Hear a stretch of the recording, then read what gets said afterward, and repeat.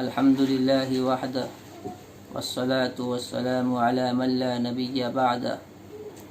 میرے محترم بزرگوں اور دوستو، رمضان المبارک کا ایک خاص عمل صدقۃ الفطر بھی ہے کہ جسے اللہ تبارک و تعالی نے ہر اس شخص پر کہ جو ضروریات زندگی کے علاوہ اتنے مال کا مالک ہو کہ جس پر زکوٰۃ واجب ہو جایا کرتی ہے، تو اس آدمی پر صدقۃ الفطر بھی واجب ہے۔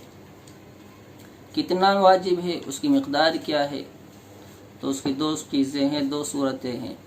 نمبر ایک، آپ گیہوں کے ذریعے سے صدقۃ الفطر ادا کرنا چاہتے ہیں تو اس کی مقدار ہے 1 کلو 636 گرام۔ آپ گیہوں ادا کریں یا اس کی قیمت دے دیں۔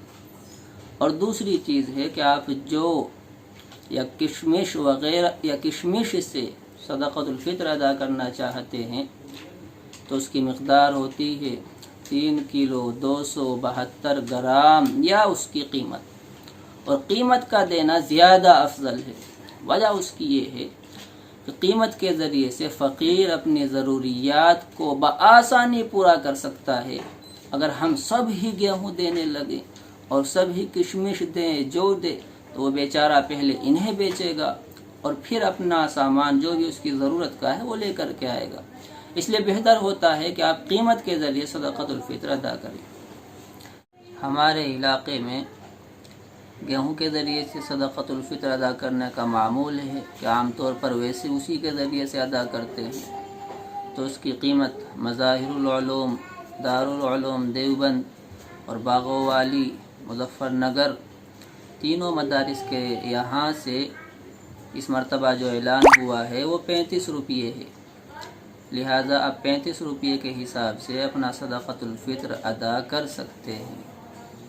کب ادا کریں؟ تو واجب تو ہوتا ہے عید کے دن، لیکن اگر آپ اس کو رمضان میں عید سے پہلے ادا کریں تو وہ 2 وجہ سے افضل ہے۔ نمبر 1، اس وجہ سے کہ رمضان میں اعمال کا ثواب بڑھا ہوا ہے تو آپ کو زیادہ ثواب ملے گا۔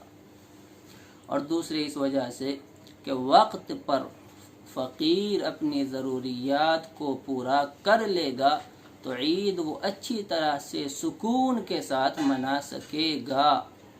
لیکن مان لو کہ ہم یا کوئی ایک آدمی کوئی بھی صدقۃ الفطر عید کے دن بھی ادا نہیں کر سکا تو کیا اس کے ذمے سے ساقط ہو جائے گا؟ تو علماء نے لکھا ہے کہ نہیں، وہ ساقط تو نہیں ہوگا، ادا تو اس کو بعد میں کرنا ہی ہے، لیکن اب وہ ادا ہوگا یا قضا ہوگا اس میں اختلاف ہے۔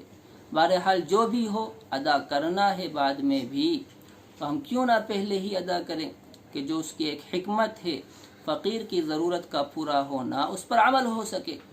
دعا فرمائے کہ اللہ تبارک و تعالی ہمیں عمل کی توفیق عطا فرمائے۔ وآخر دعوانا ان الحمد للہ رب العالمین۔